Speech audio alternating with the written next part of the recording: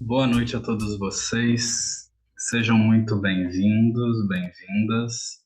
Hoje vamos iniciar mais um capítulo do Denkoroku, Os Anais da Transmissão da Luz, de Mestre Keizan, com os comentários de Noegi Endoshi.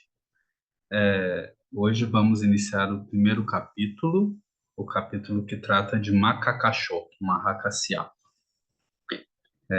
Por favor, se vocês puderem e for possível a todos, em algum local deste vídeo vai ter um link para dar like, compartilhar, ativar as notificações.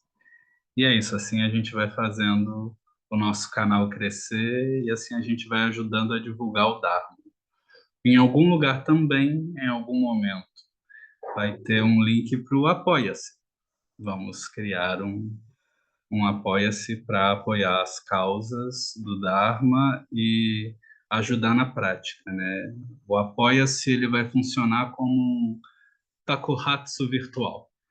Os tempos mudam, na época de Buda passava-se a tigela para recolher alimentos, hoje passa-se links para ajudar de alguma forma com alguma doação.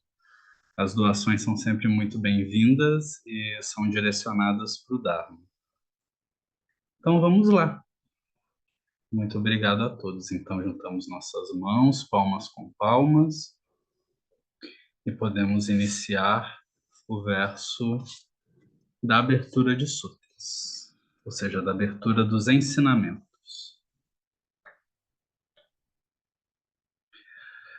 Kaikyoge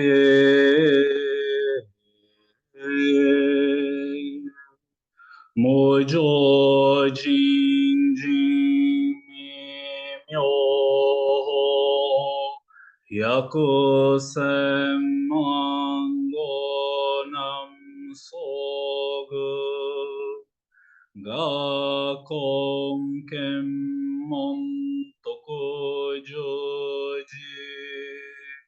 Gange Nyorai Shinjitsugi,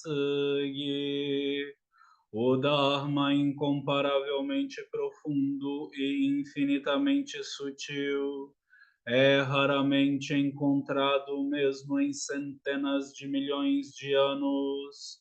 Agora podemos vê-lo, ouvi-lo, compreendê-lo, que possamos completamente clarificar o verdadeiro significado dos ensinamentos do Tathagata. Mojo Jinjin Myoho Hyaku Senman Onam Sogu Gakon Kemmon Tokujuji Gange Nyorai Shinjitsugi.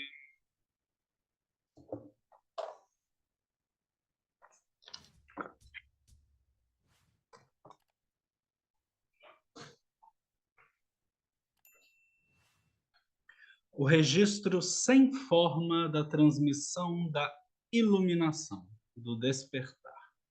Um comentário contemporâneo sobre o Denkoroku de Keizan Zenji, Inoue Genroshi. Tradução para o inglês de Daigaku Rume e Keiko Omae. A tradução para o português ficou a cargo de Choshin-san. Foi feita agora em abril de 2025, para quem estiver nos assistindo no futuro. Muito bem. Esse é o primeiro capítulo do Denkoroku, de fato, né? Então vamos ao Honsoku, que é o caso raiz. O primeiro ancestral, o venerável Mahakasyapa Makakasho, quando o honrado pelo mundo ergueu uma flor e piscou seus olhos, Kashyapa abriu um leve sorriso. O honrado pelo mundo disse: eu tenho o tesouro do verdadeiro olho do Dharma, a mente sublime de Nirvana, a qual confio a Mahakasyapa. circunstâncias fundamentais. Quien.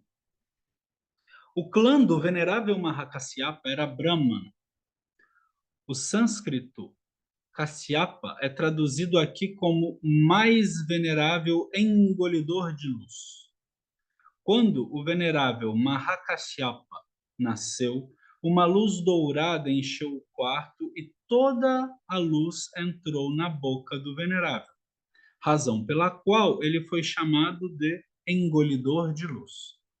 Seu corpo era de matiz dourado e ele estava totalmente dotado do restante das 31 marcas. Faltavam apenas o Ushnisha e o tufo branco de cabelo entre suas sobrancelhas. Isso é tudo. Em frente à estupa dos muitos filhos, ele encontrou o honrado pelo mundo pela primeira vez. Quando o honrado pelo mundo disse: "Bem-vindo, Bhikshu", sua barba e cabelo caíram instantaneamente, e um kashaya se desdobrou sobre seu corpo. Por isso, o Buda confiou a ele o tesouro do verdadeiro olho do Dharma, e ele praticou as 12 austeridades, nunca desperdiçando tempo durante os 12 períodos do dia. Vendo apenas a aparência esfarrapada de suas vestes gastas, todos no séquito suspeitavam dele. Em resposta a isso, sempre que Shakyamuni, o honrado, pregava o Dharma em assembleias aqui e ali, ele compartilhava seu assento e fazia Kashyapa sentar-se ao seu lado. Depois disso, ele, Kashyapa, era o assento sênior nas assembleias, o Shuso nas assembleias. E ele não era apenas o assento sênior no séquito do Buda Shakyamuni, mas também o assento sênior que nunca se retirou dos séquitos dos Budas do passado. Sabemos, por isso, que ele era um velho Buda.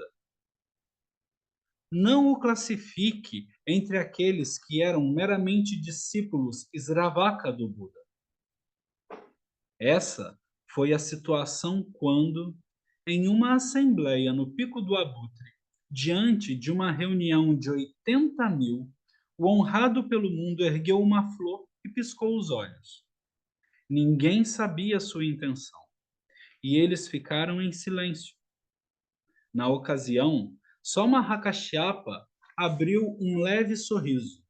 O honrado pelo mundo disse: "Eu tenho o tesouro do verdadeiro olho do Dharma, a mente sublime do Nirvana, que é o portão do Dharma totalmente claro e sem sinais. Eu o confio inteiramente ao grande Kashyapa." E assim terminamos o texto da investigação, das circunstâncias fundamentais. E agora entramos no Nentei, que é a investigação. Ou seja, a partir de agora são as próprias palavras de Mestre Keizan. Ou seja, Mestre Keizan começa a explicar para a gente o texto. Nentei, investigação.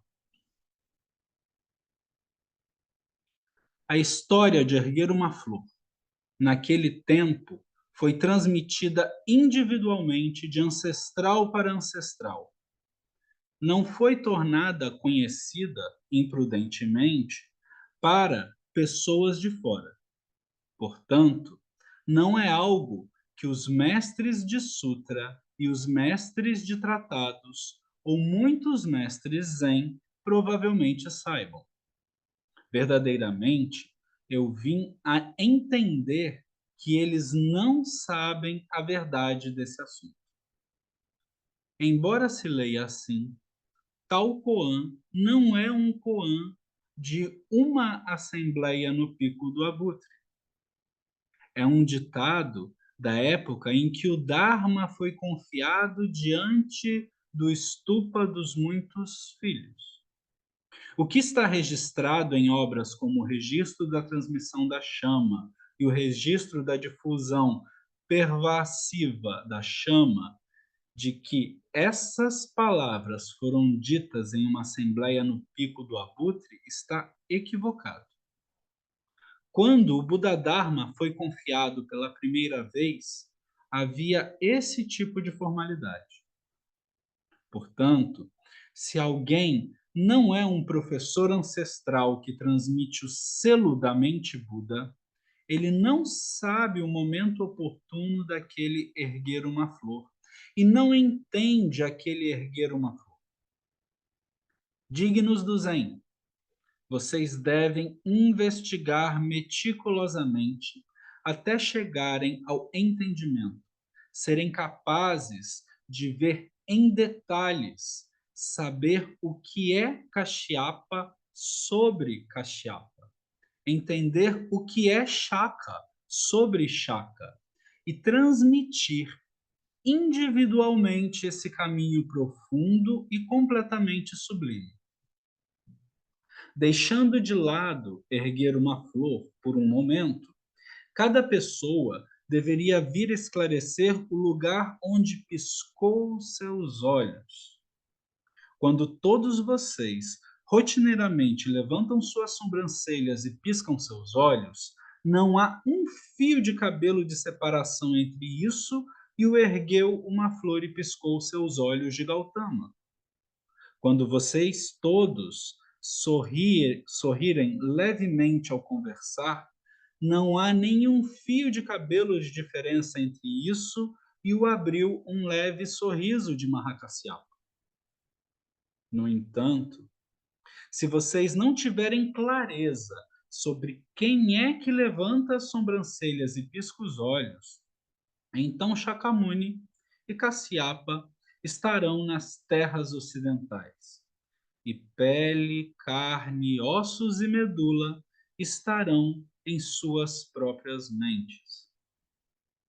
Com tantas flores nos olhos e tanta poeira flutuante, vocês ainda não foram libertados por inúmeros kalpas passados e certamente estarão se afogando por kalpas que ainda estão por vir. Se algum dia vocês se tornarem conscientes daquele Senhor Mestre, então verdadeiramente Mahakasyapa estará em todos os seus sapatos, capaz de mover seus dedos dos pés. Vocês não sabem que no lugar onde Gautama levantou as sobrancelhas e piscou os olhos, Gautama está completamente extinto e acabado, e que no lugar onde Kasyapa abriu um leve sorriso, Kasyapa chega a ter uma realização de despertar? Não é isso precisamente o que quer dizer com eu tenho? O tesouro do verdadeiro olho do Dharma, pelo contrário, foi confiado para si próprio. E era tudo o que havia para isso. Portanto, vocês não devem proclamar que isso envolveu Kasyapa e não devem proclamar que envolveu Shakya. Não há doação de nenhum único Dharma a outro e nenhum recebimento de nenhum único Dharma de ninguém. Isto é o que proclamamos como verdadeiro Dharma. Para demonstrar isso, alguém ergueu uma flor e deu a conhecer que é imutável. O outro abriu um leve sorriso e deu a conhecer sua senioridade. Dessa forma, mestre e discípulo têm um encontro face a face, e a linguagem vital flui ininterruptamente. O conhecimento totalmente claro e completo não envolve pensamento.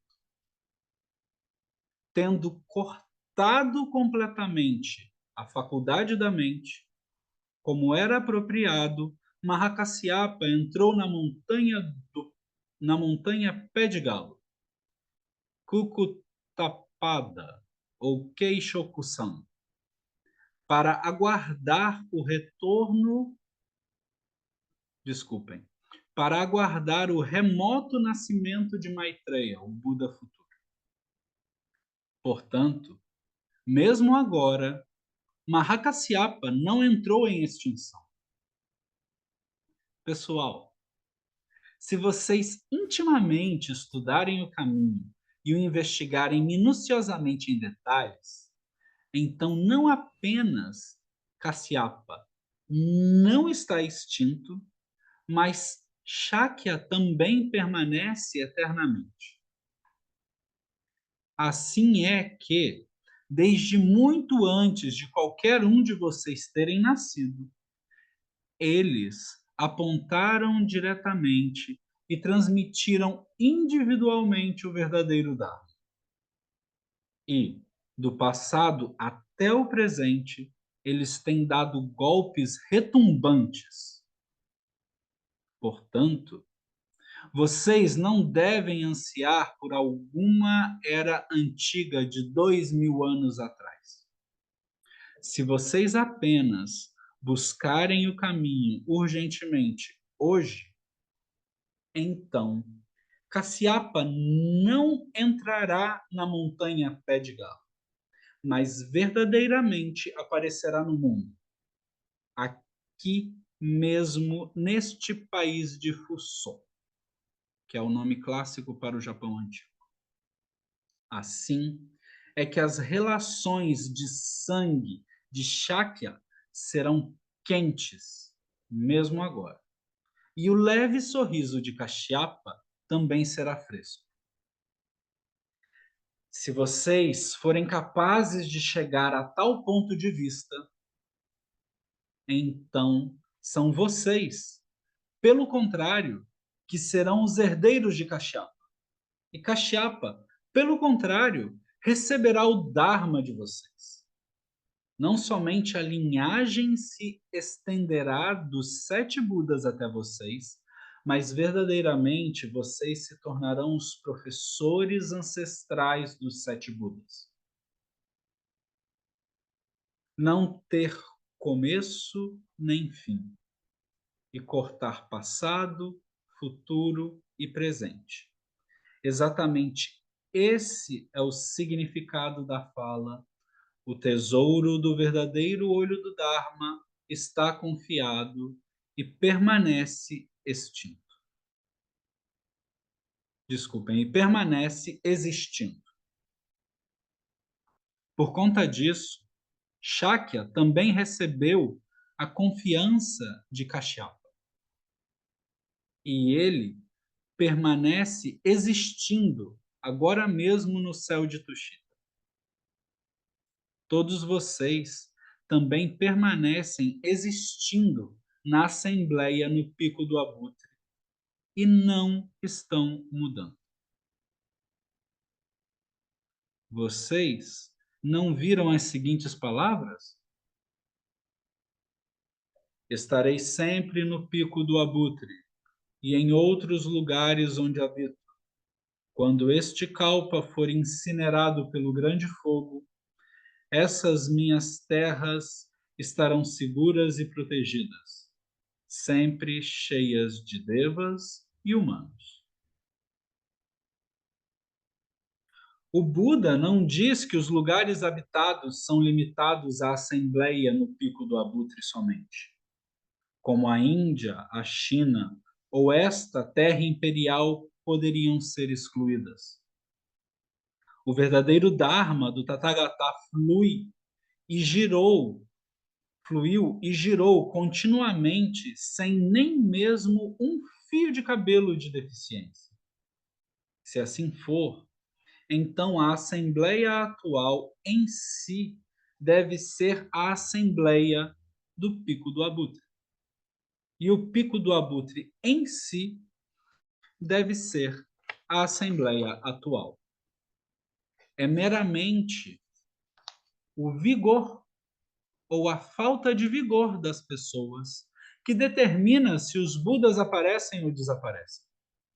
Mesmo nos dias atuais, se alguém continuamente busca o caminho e o entende minuciosamente em detalhes, então Shakyamuni imediatamente aparecerá no mundo. É somente porque todos vocês permanecem sem clareza sobre o seu próprio eu que Shakyamuni há muito tempo entrou em extinção. Vocês já são filhos do Buda.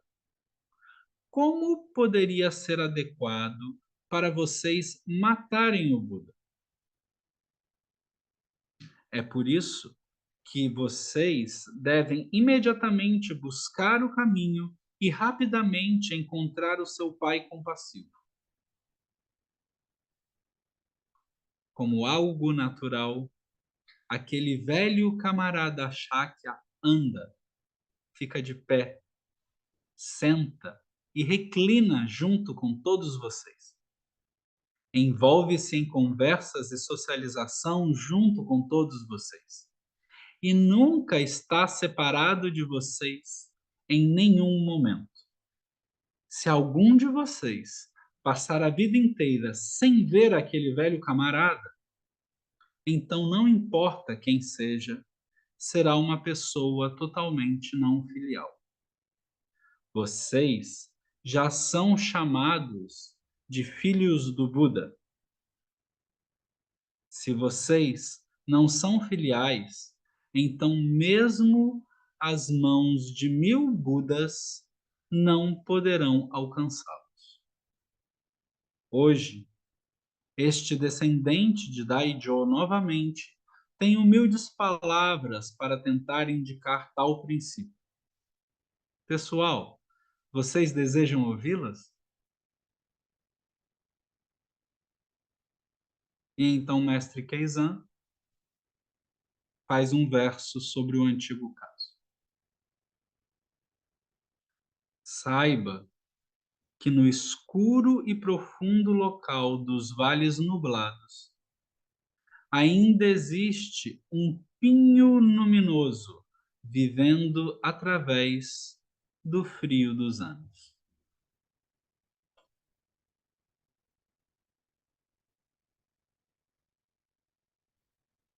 E assim encerramos o caso principal, o texto raiz. E a partir de agora, iniciamos os comentários de Mestre Inoue Genroshi. Eu gostaria de pontuar só algumas coisas muito específicas é, minhas com relação a esse texto. A gente vai entrar numa fase dos nossos estudos em que vamos ver ancestral por ancestral, ou seja, ver como o Dharma foi transmitido de um mestre para um discípulo, ou seja, como aquele discípulo realizou o Dharma de Buda Shakyamuni através dos ensinamentos do seu mestre. Lembrando que o que Mestre Keizan faz no Denkoku é nada mais, nada menos do que um recurso pedagógico para conseguir ensinar as mais profundas e sutis práticas dos nossos mestres ancestrais, nossos mestres e mestras ancestrais, né?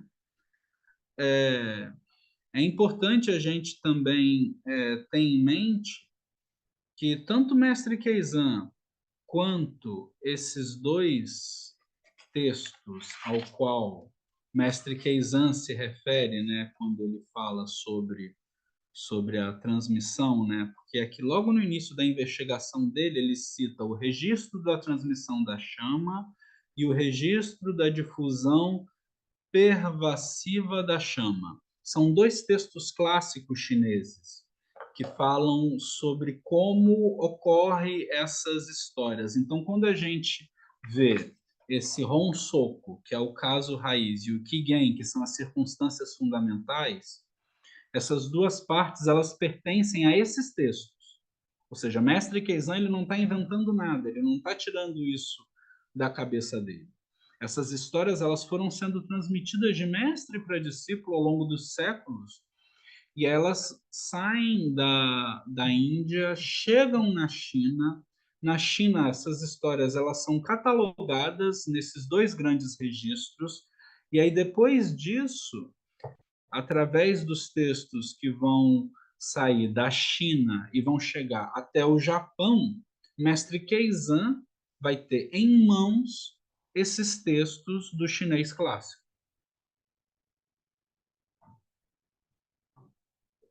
E aí vai trabalhar em cima desses textos, né? Aí vai fazer o seu Nentei, a sua investigação, vai dar o seu Teisho, ou seja, vai ensinar o Dharma através desses textos. Então, é importante a gente ter em mente que Mestre Keizan não tira nada do além, né? Ele está sempre pautado em cima da literatura clássica do Zen, né? Então, é fundamental. Não só Mestre Keizan, Mestre Dogen também, né?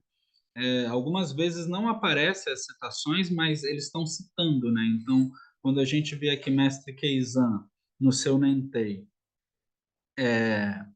fazendo uma citação, aqui ele está citando o Myoho Renge Kyo, né? O Sutra da Flor de Lótus, do Dharma Maravilhoso.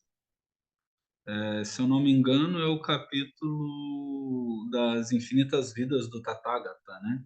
E aí que ele fala, né? Estarei sempre no pico do Abutre e em outros lugares onde habito. Quando este kalpa for incinerado pelo grande fogo, essas minhas terras estarão seguras e protegidas, sempre cheias de devas e humanos. Então, o mestre Keizan ele está trabalhando em cima dos textos, né? Então, a gente tem que ter isso em mente também. E aí, com isso, a gente começa agora os comentários de Guien Roche.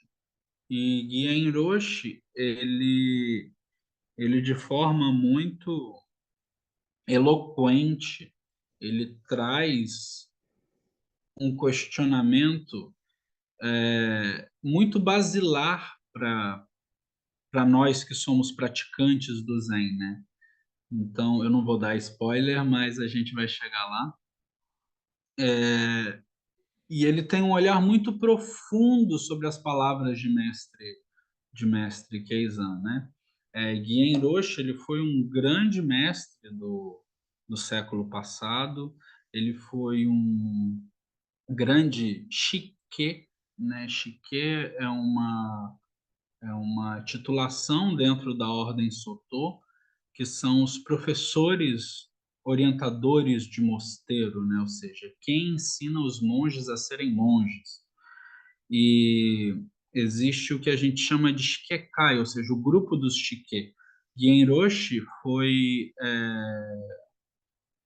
chefe, presidente desse grupo de Shikes durante muitos anos. E também foi o Shike responsável por Nitaiji, que é um mosteiro de treinamento, de formação, em que muitos mestres do passado treinaram, né? Então é um sodô muito importante, né? Um local de treinamento muito importante. Guien Roche, ele viveu bastante, ele faz a sua passagem já com uma idade bem avançada e deixa alguns discípulos que dão continuidade ao seu trabalho, né? E Daigaku Umeroshi, né, o americano, ele é uma pessoa que eu particularmente não sei se ele conheceu Guien Roshi pessoalmente, mas ele de fato conheceu Harada Roshi, que é um dos alunos de Guien Roshi, né? Então a gente está aqui com essa generosidade de Daigaku Roshi de traduzir do japonês para o inglês esses comentários de Genroshi, né? Mas vamos ao caso. Vamos aos comentários de Genroshi. Neste capítulo, o foco está em Mahakasyapa, o primeiro ancestral após o Buda Shakyamuni. O principal propósito deste capítulo é ajudá-los a entender que não há nenhuma diferença entre nós, como somos agora, e Mahakasyapa ou os vários Budas. E ainda assim, há muitas pessoas que pensam que a prática budista é uma questão de adquirir algo do budismo ou do Zen, na forma de um ensinamento, e então aplicá-lo do exterior para si mesmas. Essas pessoas estão indo na direção errada desde o começo. Como esse tem sido o caso desde muito tempo atrás, Keizan Zenji dá o máximo de si nesse Teisho para ajudar todos a verem a verdadeira natureza do eu. Por favor, leia este capítulo com esse propósito firmemente em mente. Ou seja, ajudar todos a verem a verdadeira natureza do eu.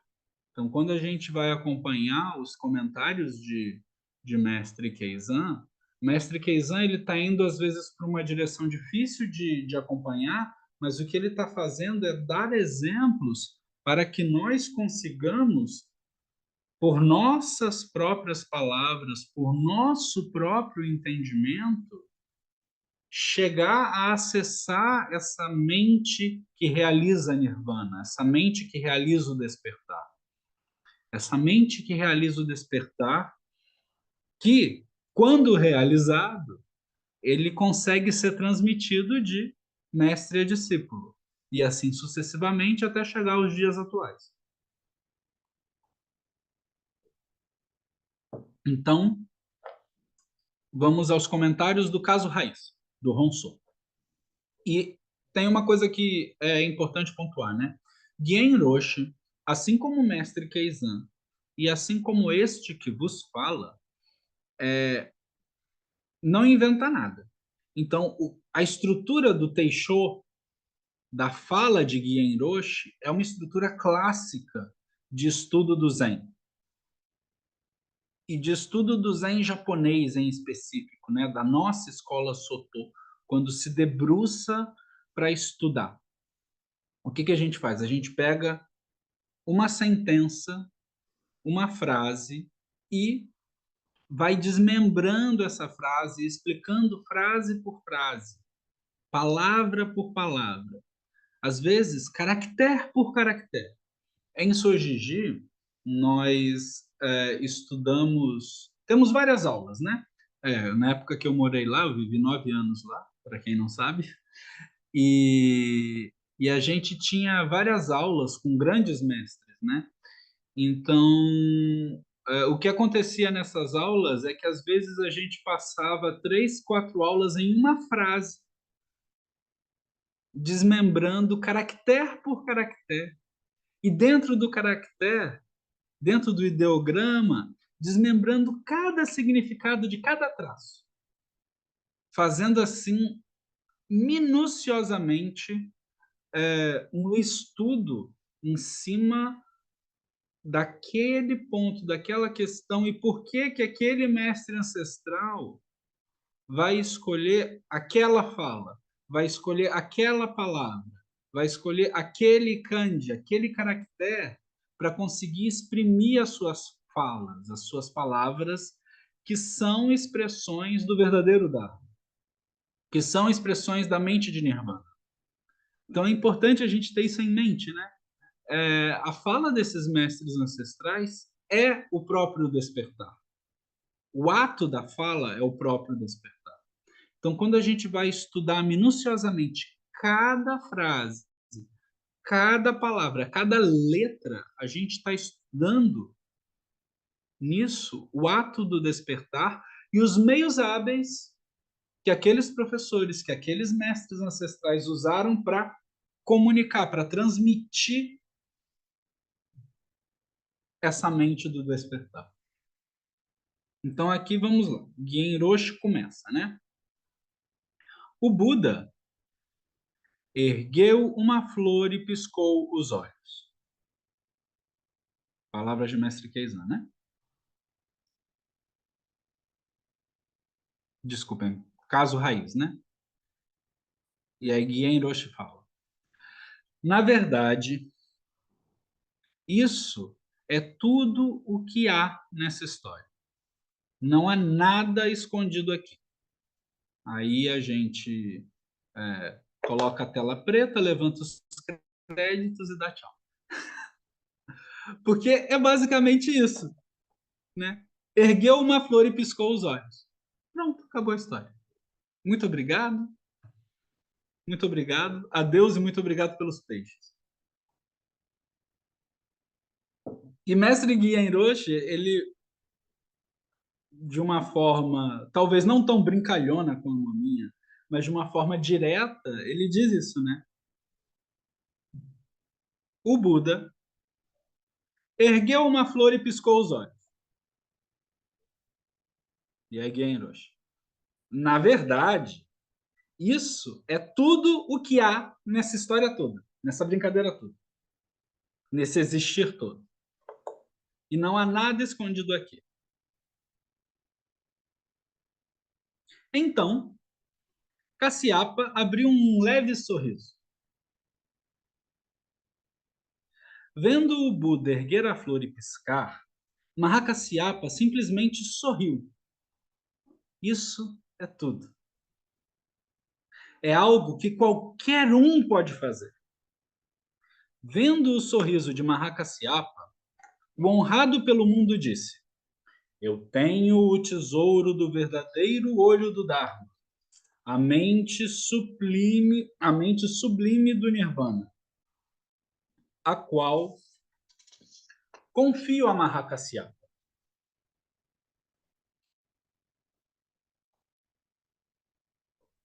E aí Genroshi comenta. Embora ele tenha dito confiar, não houve nada recebido, absolutamente nada. Se algo fosse recebido, isso seria um grande problema. Deixe-me explicar sobre não houve nada recebido. E aí Genroshi vai citar Mestre Dogen, né? Dogen Zenji disse: o caminho é essencialmente universal e completo. Como então pode ser condicionado à prática e à iluminação? Isso significa que o caminho tem sido completo o tempo todo. E não há necessidade de vocês se perguntarem: devo fazer desta ou daquela maneira? Vocês já estão perfeitamente em ordem e ainda assim não entenderam, pois objetificam e tratam descuidadamente do seu verdadeiro eu e do caminho com um tipo de pensamento humano. E aí Genroshi, ele é aqui bem básico, né? Assim, ele tá aqui dizendo pra gente, olha, vocês estão aí presos nessa rede de pensar. E aí vocês acham que entenderam alguma coisa, né? E aí vocês acham que vocês têm que buscar alguma coisa, vocês acham que existe um despertar, uma iluminação a ser atingido ou algo a ser é, descoberto que esteja fora de vocês. E aí o ponto é esse, né, que Genroshi vai começar a tratar ao longo desse capítulo, né? Não tem nada fora. problema é que a gente acha que tem fora. A gente acha que tem alguma coisa a ser descoberta, alguma coisa a ser é, encontrada, algum segredo, alguma prática mística secreta. Não, é muito básico.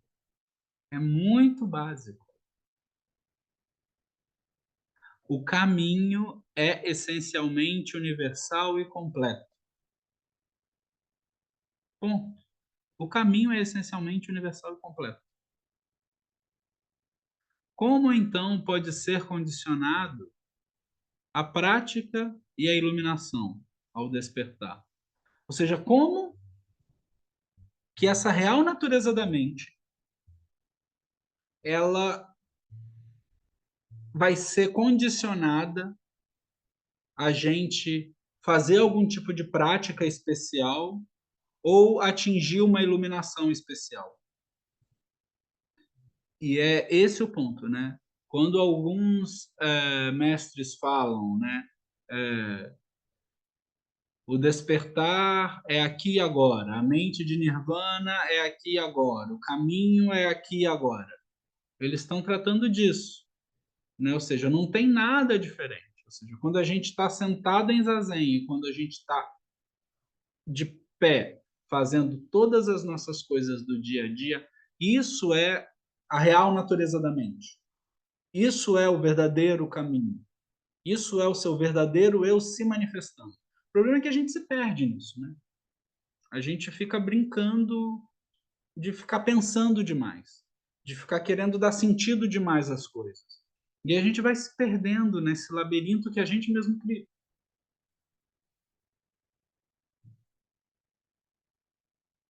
Guien Rocha aqui dá prosseguimento, né? Uma vez que vocês removam a semente que se esconde e que os impede de perceber isso, ficará claro que vocês mesmos sempre foram essencialmente o próprio caminho. Esse é o significado de confiar ou transmitir.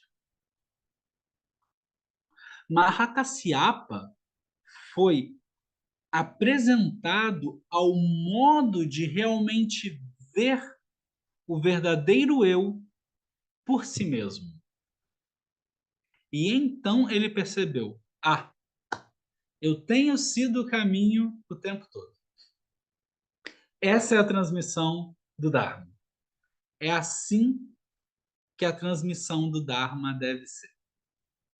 E aí, Gen Roshi falou aqui um dos maiores segredos que o Zen e que os grandes mestres Zen escondem há séculos. O que é o Shiho? O que é a transmissão do Dharma? Onde ela vive? O que come? Como ela caça? O que é essa transmissão? Que todos estão querendo saber, que todos estão querendo descobrir, que todos estão querendo ter, inclusive.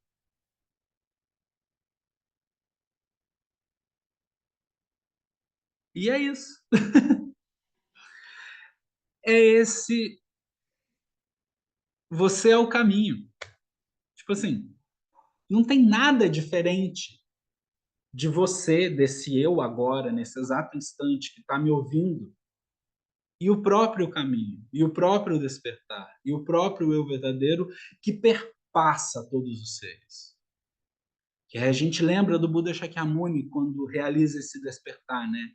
Quando ele realiza esse caminho.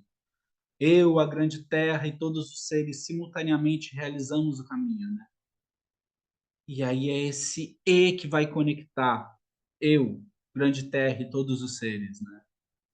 É essa conexão, é essa percepção desse Buda em ação, é essa percepção dessa natureza verdadeira em ação. E é quando a gente vê essa cena, Shakyamuni Buda levanta a flor, dá uma piscadinha, aquela piscadinha de olho, né? E aí Mahakasyapa, entendi. E aí os dois se completam, porque essa mente se perpassa. Porque essa flor que é levantada é o próprio caminho. Esse olho que pisca é o próprio caminho. Veja, aqui é o caminho. Veja, esse ato é o caminho. Veja, eu existindo enquanto Shakyamuni é o caminho. E aí Mahakasyapa, oh, eu também sou. Ah, entendi. E aí, nesse entendimento, nessa percepção de que tanto Shakyamuni Buda quanto Mahakasyapa não são coisas diferentes. Nessa percepção de que esse gerúndio, né, de estar existindo no mundo, vivendo, se manifestando, comendo, despertando, é a real natureza da mente. É esse Buda Dharma em ação. É essa mente iluminada em ação. É esse eu verdadeiro em ação. Que não é diferente de você o tempo todo. Mahakasyapa disse: ah, eu tenho sido o caminho o tempo todo. Então, é uma coisa assim, é uma exclamação, né? Assim, é uma. Era só isso. E era tudo isso. Porque aí com isso vem a grande responsabilidade de você ser o caminho o tempo todo. Você ser a manifestação da real natureza da mente o tempo todo. Você ser a manifestação da mente Buda o tempo todo. Então, todas as suas ações são ações que manifestam a mente Buda. Todas, todas. E aí não tem escapatória. É quase. E eu acho que foi por isso que eu fui estudar Sartre, né? É a escolha, né? Se você escolhe um mundo de pessoas éticas e justas, se você escolhe ser ético e justo, você escolhe um mundo de pessoas éticas e justas, né? Porque todas as suas interações vão perpassar por isso, né? Se você escolhe subtrair coisas de outras pessoas, ou seja, você escolhe ser um ladrão, você escolhe toda uma humanidade de ladrões. Porque todas as suas interações vão se dar dessa forma, né? Então, todas as interações com todos os fenômenos, elas são interações da mente Buda. Elas são interações da real natureza de todas as coisas. Então, eu interagir com essa caneta, eu interagir com vocês, é manifestar mente Buda.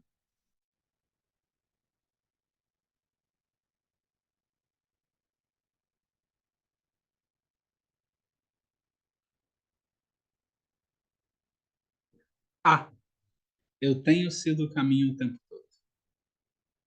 Essa é a transmissão do Dharma. Que frase potente de Genros. É assim que a transmissão do Dharma deve ser. E aí isso é uma crítica, um tanto quanto velada, a muitas coisas que a gente vê por aí, né? Porque vejam, a transmissão do Dharma para a nossa escola é uma coisa muito séria. É uma coisa muito séria. Porque é o professor percebendo que o seu aluno realizou essa mente do despertar. E percebe isso, e está em contínuo realizar disso, né? Então, quando a gente fala dessa transmissão, quando a gente fala desse Shiro, e alguns mestres colocam um tabu de não podemos falar sobre Shiro, não podemos falar sobre transmissão do Dharma. Eles estão equivocados, porque a transmissão do Dharma está acontecendo o tempo todo. O Dharma está sendo transmitido o tempo todo. Um mestre verdadeiro transmite o Dharma o tempo todo. Quando a gente lê as palavras de Mestre Keizan, quando a gente ouve essa voz que ecoou há 700 anos atrás, nos transmitindo o Dharma, esse Dharma que foi manifestado lá, e quando a gente lê, a gente de alguma forma interage com ele, é a própria real natureza de todas as coisas. É a própria mente do despertar. Então, essas palavras, elas são poderosíssimas. E a gente tem que ter o máximo de respeito,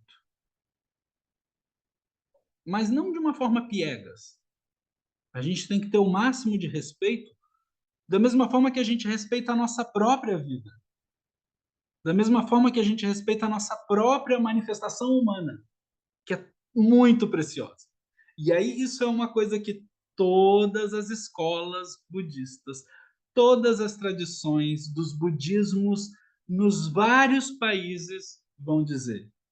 O nascimento humano é precioso. É muito precioso. Porque é através do nascimento humano que a gente pode ter uma interação direta com as palavras dos mestres ancestrais e com o convívio dos mestres atuais. E a gente consegue perceber isso. E aí, quando eu falo o convívio dos mestres atuais, eu não estou falando de grandes e veneráveis abades de templos e mosteiros zen. Eu estou falando do jardineiro, que está lá cuidando do jardim todo dia de manhã. Eu estou falando da mãe, que de manhã cedo passa manteiga no pão para o seu filho. Eu estou falando do pai, que vai acordar, muitas vezes, 3 da manhã, pegar 2 conduções, demorar 2, 3 horas para chegar no trabalho e conseguir, depois de um mês, juntar um pouco de dinheiro para conseguir comprar comida para sua família. Eu estou falando dessas pessoas que não têm onde dormir, dessas pessoas que não têm o que comer, mas que mesmo assim entendem que o nascimento humano é precioso. Essas pessoas são os nossos mestres atuais. Essas pessoas manifestam o Dharma.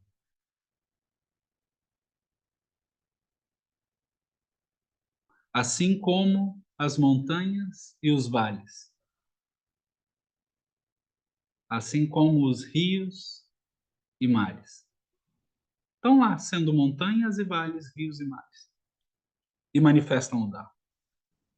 Assim como os animais e tudo que vocês puderem, de forma cognitiva, classificar e perceber. Tudo isso é manifestação da real natureza da mente. Tudo isso é manifestação dessa mente iluminada. Então, quando a gente interage com as coisas, quando a gente interage com esses fenômenos, todas essas interações são o próprio despertar. Só que muitas vezes a gente fica lá, querendo rotular, querendo dizer isso ou aquilo. E não, é isso, né? Ah, eu tenho sido o caminho o tempo todo. Essa é a transmissão do Dharma. É assim que a transmissão do Dharma deve ser. E aí a gente encontra um monte de acadêmico, um monte de pessoal cheio de letra, cheio de história, cheio de papo, como a gente fala no Rio de Janeiro, né? Papinho, muito gogó e pouca ação, que está nisso, muito gogó e pouca ação, né? E aí, como é que a gente coloca esse Buda em ação? Como é que a gente coloca essa percepção da natureza Buda em ação, né? Que é o que Mestre Keizan vai trazer na investigação dele, né? Estudem minuciosamente, entendam isso e, pelas suas palavras, demonstrem esse Buda em ação.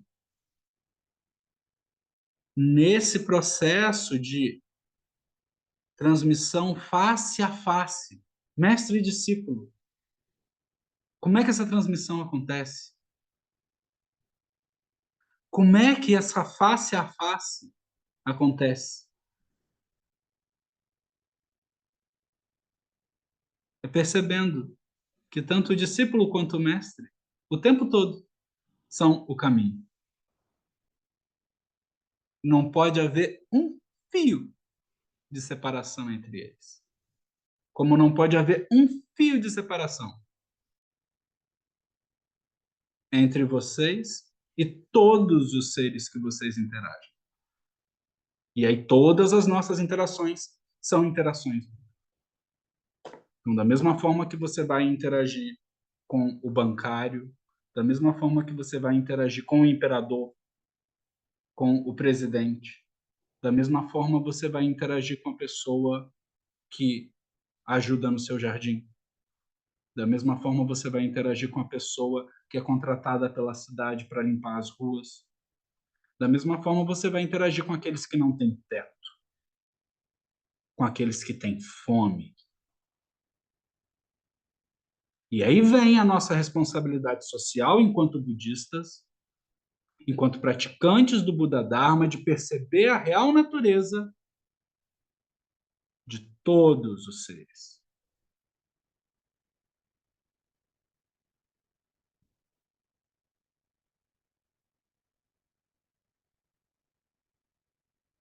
Então, Gien Roshi começa a falar sobre as circunstâncias fundamentais.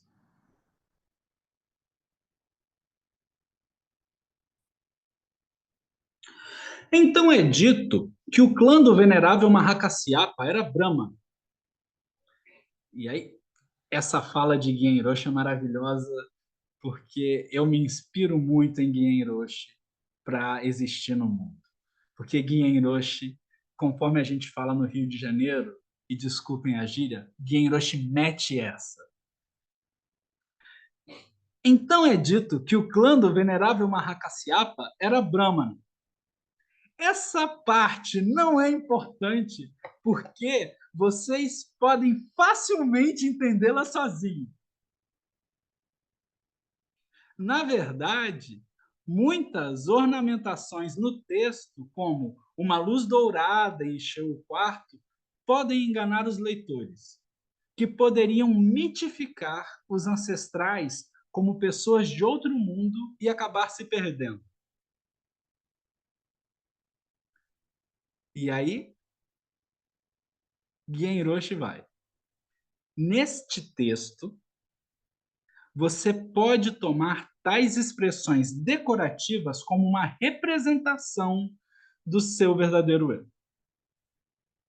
Simplesmente entenda que essas expressões descrevem o quão precioso é o conteúdo da sua verdadeira natureza.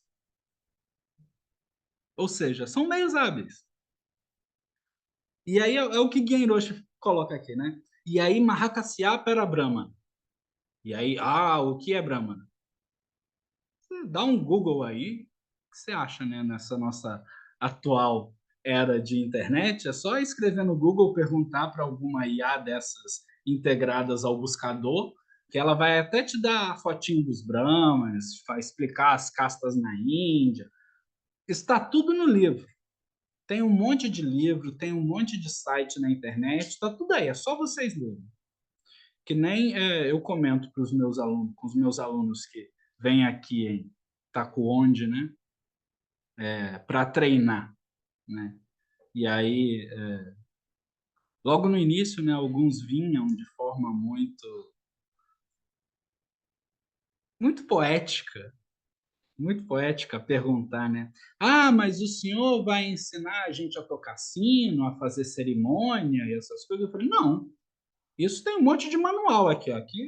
Aqui na estante está cheio de manual. A gente tem o Gyoji Kihan, é o nosso manual de como fazer procedimentos básicos dentro da escola Soto. É só você ler o manual e estudar. O verdadeiro treinamento é saber viver. O verdadeiro treinamento é estar presente no momento presente. Agora, como toca sino, o número de toques, como recita sutra, essas coisas são todas efeitos colaterais da prática.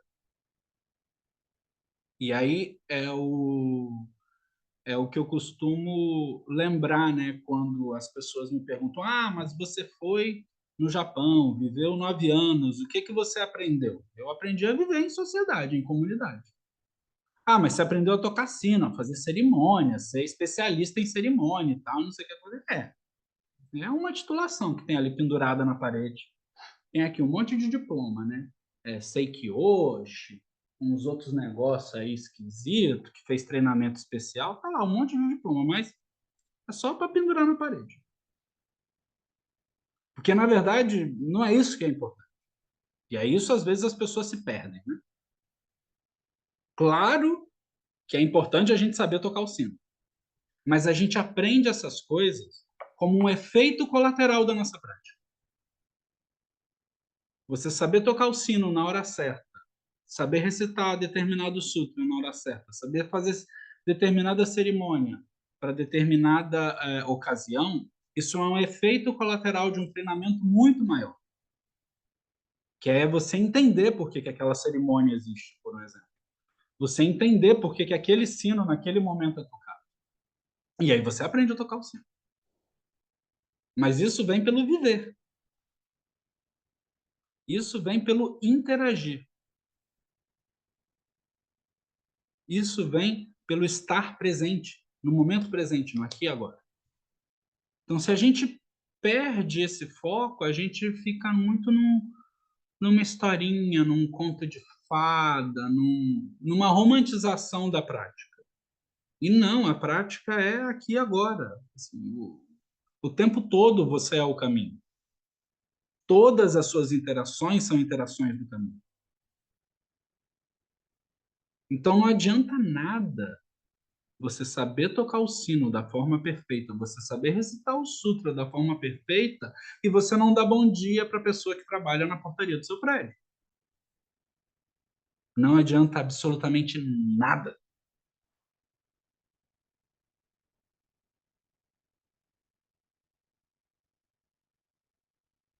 Aqui e agora.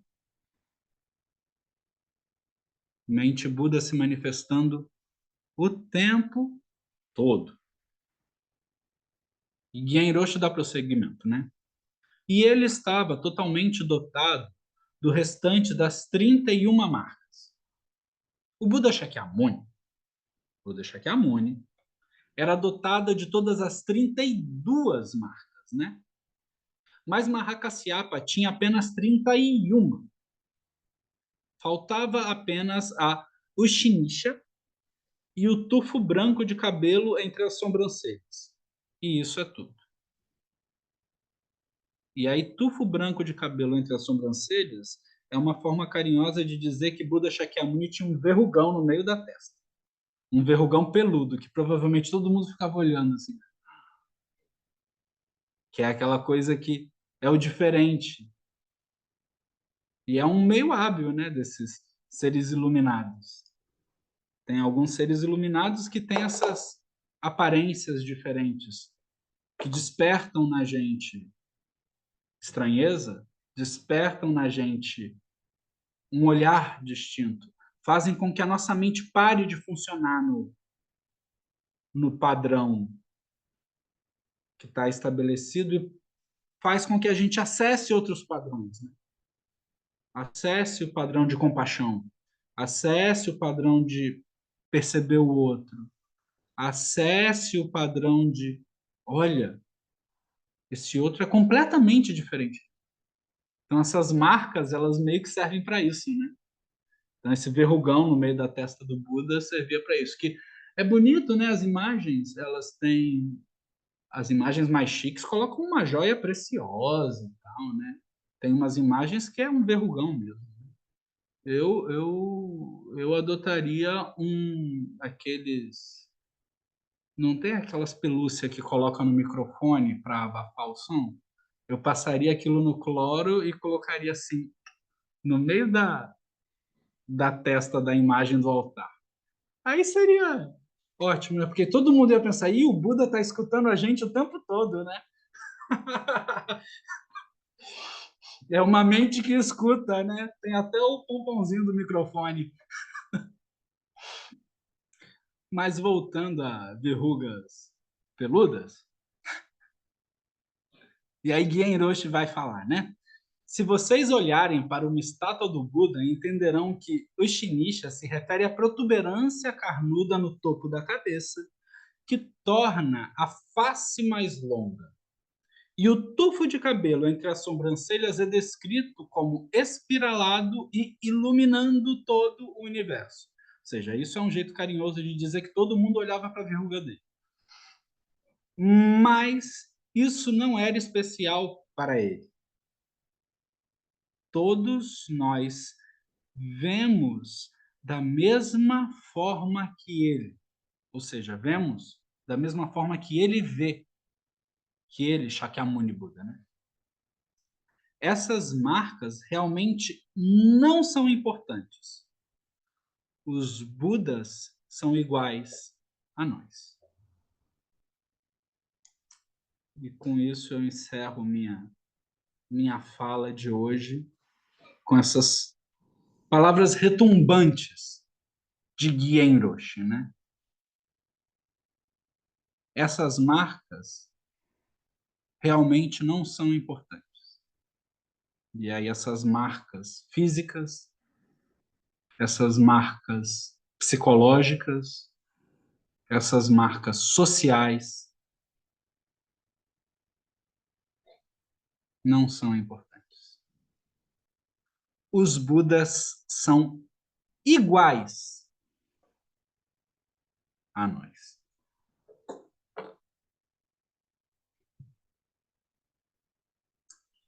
E aí eu deixo para vocês fazerem aí algumas perguntas, se eu souber responder alguma coisa, a gente está aí, senão é isso, se derrubar é pênalti, como dizem por aí. É que chega a ser tão simples que é muito complexo.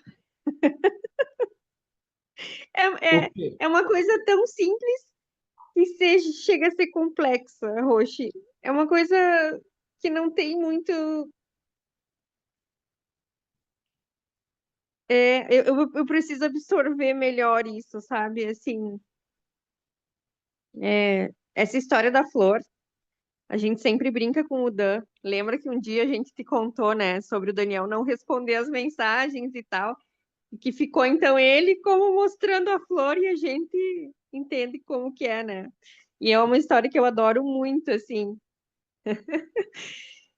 E, e ela é tão simples, né? Que chega a ser muito complexa para a mente da gente para entender essa. Não sei nem descrever, Roxy. Eu sei, é uma verruga branca cabeluda no meio da testa.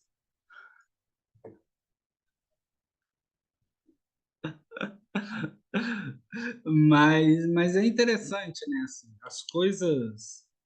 Eu não sei de onde é que é esse ditado, né? The simple is best, né? O simples é o melhor.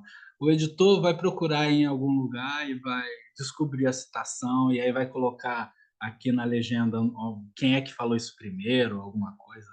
Nem sei quem é, mas tem isso daí. The simple is best, né? Assim, as coisas simples são assim, né? O que eu vejo, né, muitas vezes, é que o pessoal gosta de complicar muito, principalmente os budistas. Por isso que tem esse monte de escola, né?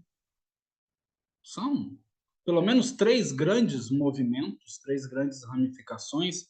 Cada ramificação tem, sei lá, umas pelo menos umas 18, 19 sub-ramificações, e cada uma dessas sub-ramificações tem... O povo gosta muito de complicar o que é simples. E na nossa tradição do Zen, a gente tem essa primazia pelo simples, né? Apesar dos nossos mestres ancestrais terem escrito muita coisa complexa, né? Vídeo Shobogenzo, né? Mestre Dogen, eu fico pensando como é que aquele sujeito viveu só 54 anos, 53 anos.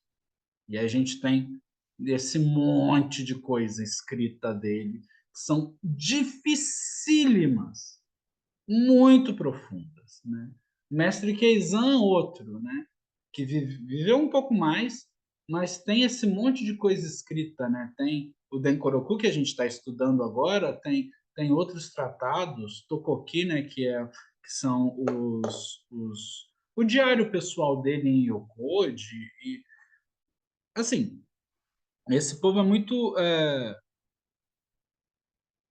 prolixo e prolífero, né? As duas palavras podem ser usadas aqui, né? No sentido de que escrevem muito, né? Tem uma fala muito grande, né? E em demasia, né? Assim, em demasia. Tem muitas coisas escritas, né? Enquanto alguns outros mestres é muito pouco. A gente tem fragmentos, né? A gente tem um pedacinho de um poema que sobrou de um, pedacinho de um poema que sobrou de um. Mas mesmo esses que escrevem muito, que escreveram muito, né? Como o mestre Dogen, mestre Keizan, que são os pivôs, os fundamentos da nossa ordem, eles eles são muito objetivos. Eles não escrevem à toa. E é isso que as pessoas não entendem. Eles escreveram muito, tem muita coisa escrita, mas não é à toa, né? Não é. Eles, de forma. Isso é um exemplo muito bonito de se dar, né? De forma muito compassiva, com uma mente de compaixão para os seus alunos, eles nos deixam esse monte de coisa escrita, né? E mostram, olha, tem esse monte de coisa aqui.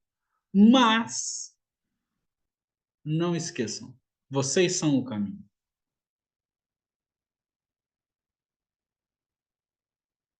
Então, essa simplicidade do vocês são o caminho, né? Nós somos o caminho, né? Essa simplicidade da fala de Macacachô, que é retumbante e que vive até os dias de hoje, de que é isso. Esse tempo todo é isso. Eu sou o caminho. Essa percepção e essa... E aí a gente volta ao conceito de mente de principiante, né? De que a cada instante aquele fenômeno é um fenômeno novo, né? E a cada instante eu percebo todo o universo só pela caneta. Eu percebo todo o universo, eu interajo com todo o universo só com o levantar da flor, né? Só com o piscar do olho, né? Só com um leve sorriso. E é só isso. Só que a gente fica aí, querendo inventar um monte de coisa em cima. Então é simples, realmente é muito simples, mas a gente fica querendo inventar, né? Água é só água, copo de boteco é só copo de boteco, né? Para quem pegou a referência. E chimarrão é chimarrão, né? Aí, pessoal do sul. E, e mate é mate, né? Aqui para os paraguaios. E é isso. É isso. Temos aqui um comentário da Ido-san. É, escreve aqui para a gente no nosso chat. Maravilhoso dia, aprendi 10 anos em 1 minuto, extasiado com essa aula. Quão sensível e belo esse ensinamento. Perfeito e percebido, então somos iguais. Muito lindo. Simples que chega a ser complicado. Pois é isso, é isso.